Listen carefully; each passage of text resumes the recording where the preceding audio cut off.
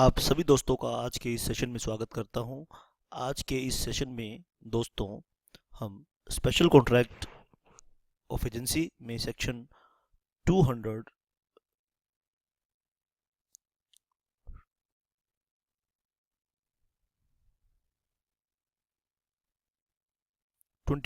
Onwards हम करेंगे। 224 I think last session में हम कर चुके हैं, जिसमें हमने देखा non liability of employer of agents to do criminal act. Section 225 onwards हम आज के सेशन से करेंगे compensation to agent for injury caused by principal's neglect. आइए ध्यान से आप मेरी बात को बेटा सुनेंगे।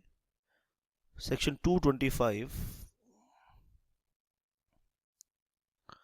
compensation to agent for injury caused by principal's neglect. Principal must pay compensation to his agent in respect of injury caused to such agent by principal's neglect for want of skill. ठीक है, principal's neglect or want of skill, right?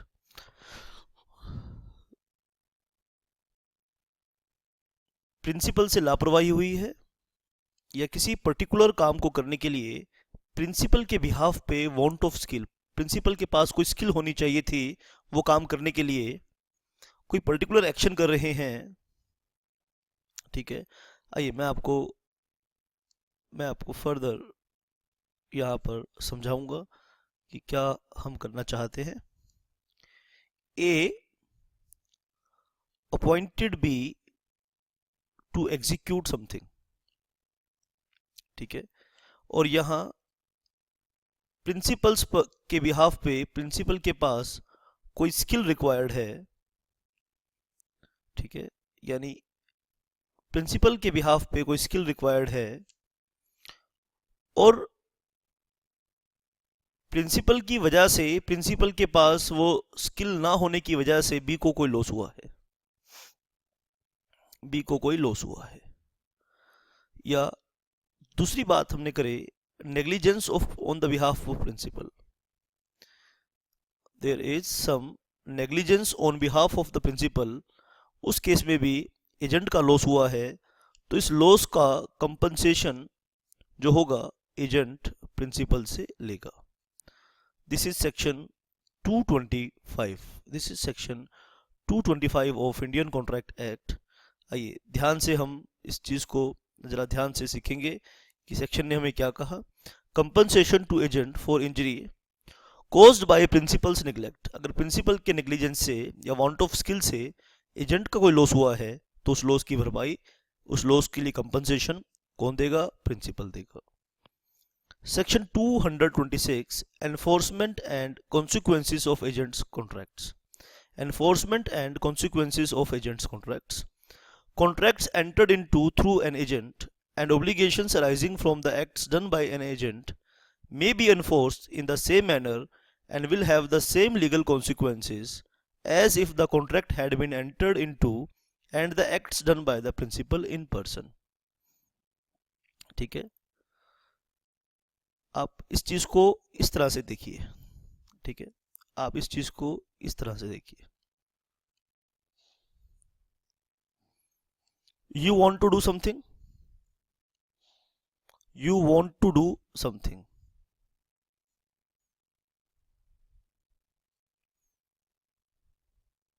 you want to do something, you have two options। बहुत ध्यान से सुनना मेरी बात जो मैं आपको बताने वाला हूं। You have two options,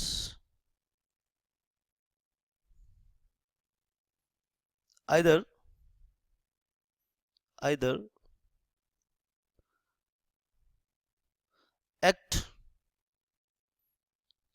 act yourself।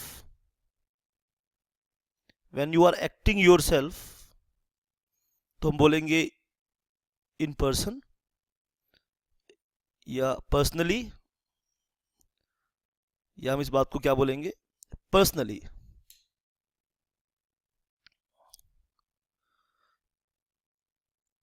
या आपने ये काम कैसे किया?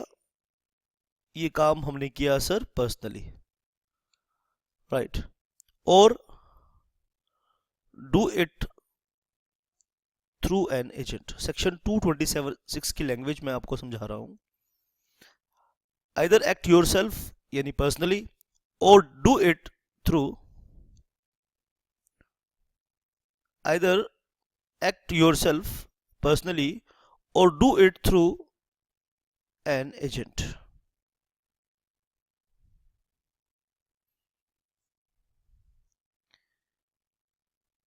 If you do something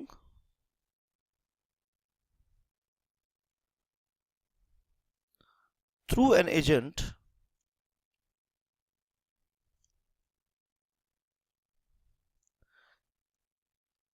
it is as good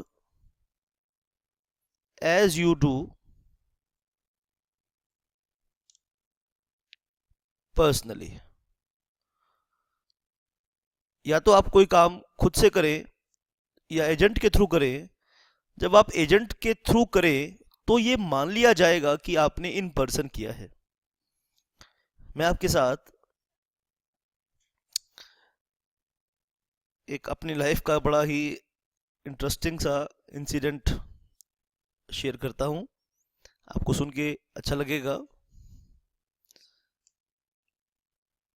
ये पहले ये बताइए, ये बात समझे कि नहीं, पहले आप ये बताइए, फिर मैं आपको एक रियल लाइफ का इंसिडेंट बताऊंगा अपना। You want to do something, you have two options, either act yourself personally or do it through an agent.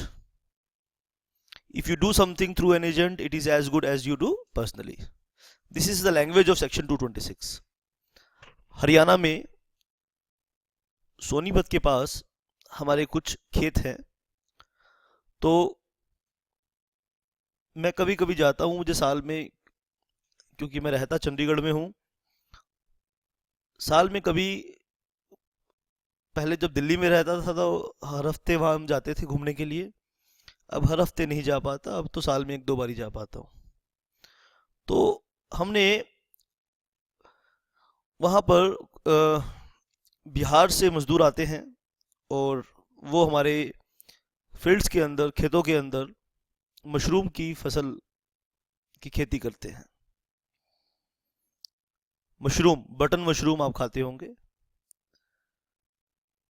तो एक दिन मैं वहाँ घूमने गया तो वो सब क्या कर रहे थे, सेलिब्रेट कर रहे थे, नाच गाना चल रहा था, खाना पीना चल रहा था।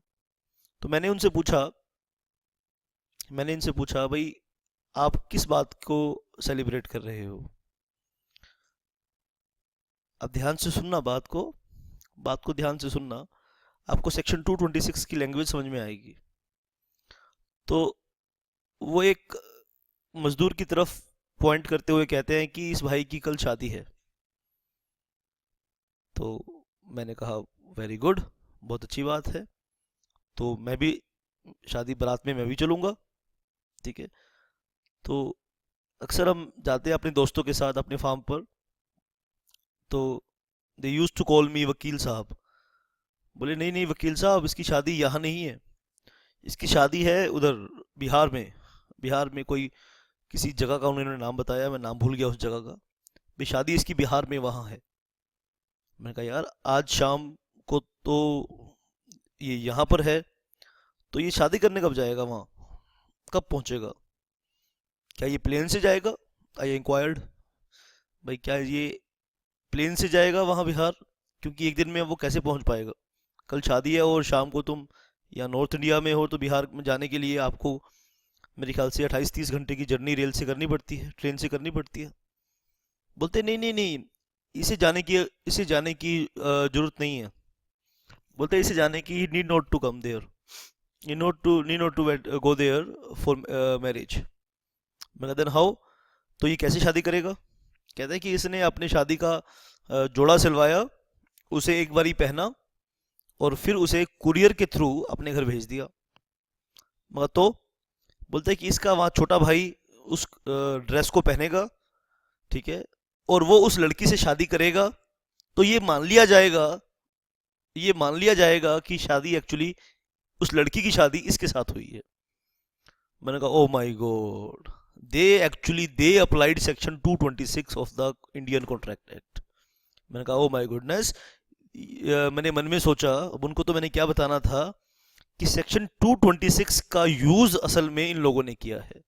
ठीक है, तो सेक्शन 226 की क्या कहता है, ये that was a joke apart, मतलब that was a joke apart, I just gave an example to you.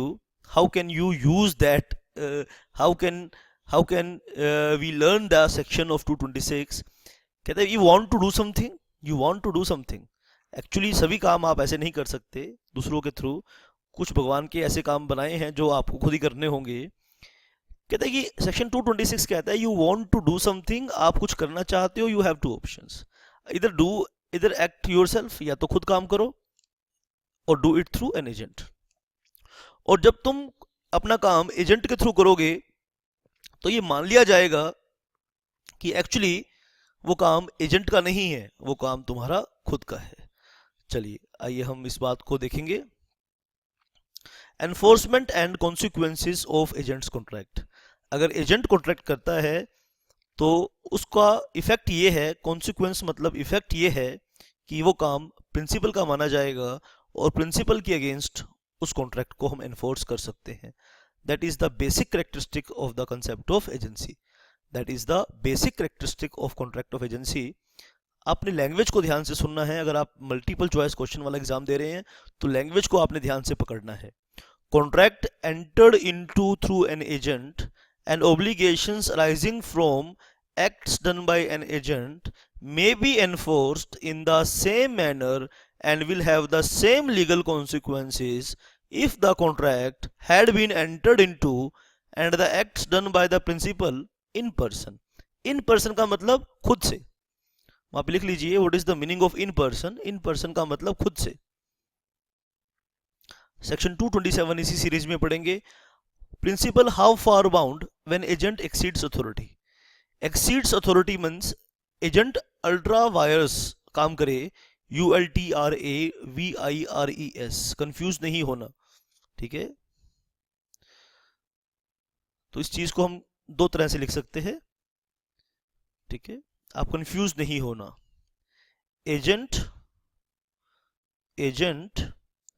Exceeds, agent exceeds authority,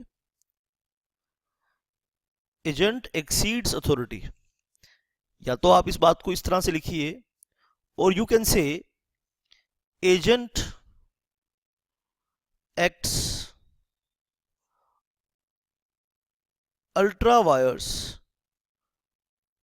ultra vires मतलब, इसका मतलब क्या है कि एजेंट ने अपनी पावर के बाहर काम किया। ठीक है, अपनी शक्ति के अंदर काम नहीं किया। आपने कहावत सुनी होगी, इंसान को उतना पैर पसारना चाहिए कि उतने पैर फैलाने चाहिए कि जितनी लंबी चादर हो। तो चादर से बाहर पैर जाएंगे तो बोला जाएगा acts ultra vires. Ultra vires मतलब अपनी पावर की, अपनी अथॉरिटी की, अपनी औकात के बाहर जाके काम करना। ठीक है, आइए हम सेक्शन 227 को देखेंगे। When an agent does more than he is authorized to do, जब एजेंट जितनी पावर उसे दी जाए उससे ज़्यादा काम कर ले, and when the part of what he does which is within his authority can be separated from the part of which is beyond his authority, so much only of what he does as is within his authority is binding as between him and principal। आइए इसको एक diagram के through मैं समझाना चाहता हूं। ठीक है, principal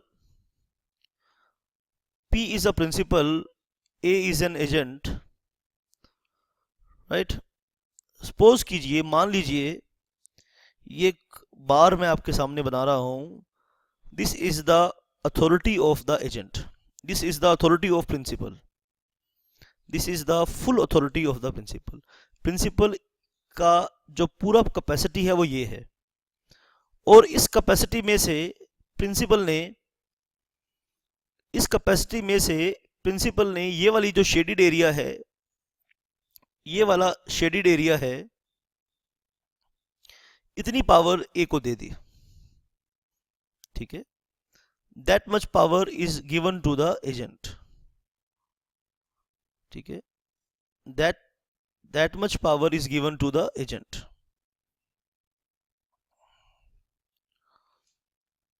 and agent is supposed to act within his authority.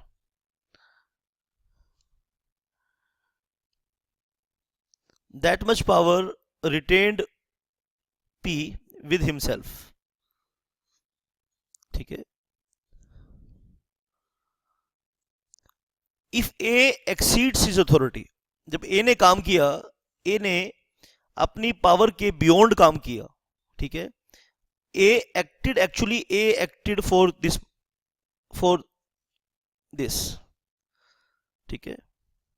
ए ने अपनी सीमा में रह के काम करना चाहिए था. ए को इतना काम करना चाहिए था. एक्चुअली ए एक्सीड्स हिज अथॉरिटी, ठीक है. ए अपनी अथॉरिटी एक्सीड कर जाता है और कितना काम करता है? वर्क डन बाय ए. ये क्या है? Work done by A.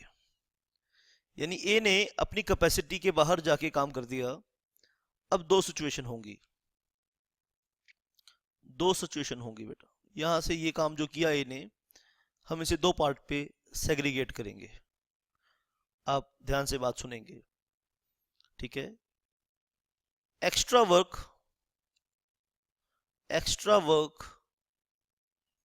Is severable.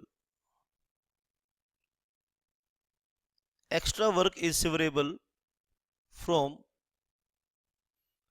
authorized work. जो ज्यादा काम किया वो ऑथराइज्ड काम से अलग हो सकता है. और दूसरा केस बनेगा इसमें, आप ध्यान से सुनेंगे बात को. Extra work is inseverable. जिसको अलग नहीं किया जा सकता. Extra work is inseverable from authorised work.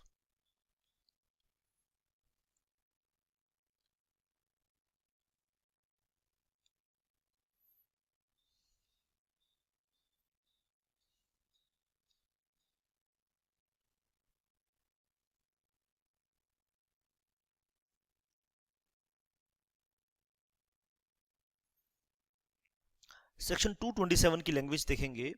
When an agent does more than he is authorized to do, and when the part of what he does which is within his authority can be separated from the other part which is beyond his authority, so much only of what he does as in with his authority is binding between him and his principal. यानी हम यहाँ पे ध्यान से बेटा देखेंगे, दो case बने. Extra work is inseparable. Extra work जो इस तरह का है जो इनसेपरेबल है, और एक्स्ट्रा वर्क इज सेवरेबल यानी सेपरेबल. आप एक्स्ट्रा वर्क को सेपरेट कर सकते हो, ठीक है. In this situation principal is liable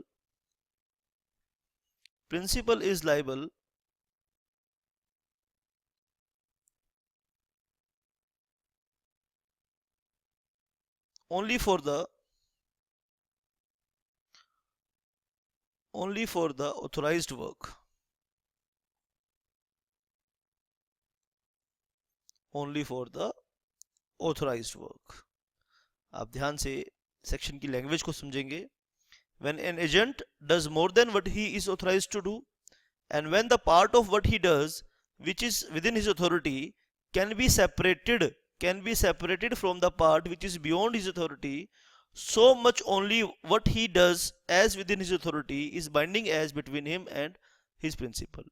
The principal is liable for the acts of agent only for that part for which he has given his authority to the agent. ठीक है. Section 228 कहता है principal not bound when the excess of agent's authority is not separable. Where section 228 देखेंगे बेटा. Where an agent does more than he is authorized to do, and what he does beyond the scope of his authority cannot be separated from what is within it, the principal is not bound to recognize the transaction. ठीक है. आइए इस case में यहां section 227 कहता है यहां section 227 ये कहता है कि प्रिंसिपल का ऑब्लिगेशन कितना होगा। यहां पर हम ध्यान से देखेंगे, सेक्शन 227 अप्लाई होता है और वो कहता है principal is liable only for the authorised work. ठीक है, और अगर जो काम एजेंट ने किया, जो काम एजेंट ने किया वो दोनों अलग नहीं हो सकते। जो काम एजेंट ने किया उसके अंदर दो काम हैं। ठीक है, ये तो है ऑथोराइज्ड वर्क, एजेंट ने जो काम किया ये तो है ऑथोराइज्ड, और ये है अनऑथोराइज्ड। उसने एक ट्रांजैक्शन करी, उसमें ट्रांजैक्शन में उसने अनऑथोराइज्ड काम भी कर डाला, और दोनों अलग नहीं हो सकते, दोनों चीजें अलग नहीं हो सकती। ठीक है, then principal is not liable. Section 228 कह रहा है ये बात, principal is not liable, principal is not liable for the, principal is not liable for the whole transaction, principal is not liable for the whole transaction. Principal पूरी transaction के लिए ही liable नहीं है। Principal is not liable for the whole transaction, principal पूरी transaction के लिए liable नहीं है। आप बात को ध्यान से सुनेंगे, शाबाश। सेक्शन 228 तक हमने इस सेशन में किया है। ठीक है, और आगे भी हम करेंगे। सेक्शन 225 हमने क्या किया, compensation to agent for injury caused by principal's neglect. अगर प्रिंसिपल की नेग्लिजेंसी से एजेंट को कुछ लॉस होगा तो प्रिंसिपल कंपनसेट करेगा। ठीक है, सेक्शन 226 में हमने देखा enforcement and consequences of agents contract. अगर एजेंट कॉन्ट्रैक्ट करेगा तो प्रिंसिपल की लायबिलिटी क्रिएट हो जाएगी। 227 में कहा principal how far bound, principal ने जहां तक अथॉरिटी दी है वहीं तक उसकी लायबिलिटी क्रिएट होगी, और एजेंट ने जो किया अपनी अथॉरिटी के बियॉन्ड काम किया, जो काम अनऑथराइज किया और जो काम ऑथराइज किया वो आपस में सेपरेबल नहीं है, उन दोनों को अलग नहीं किया जा सकता, तो principal is not liable for the whole transaction. आप ध्यान से बात को सुनेंगे।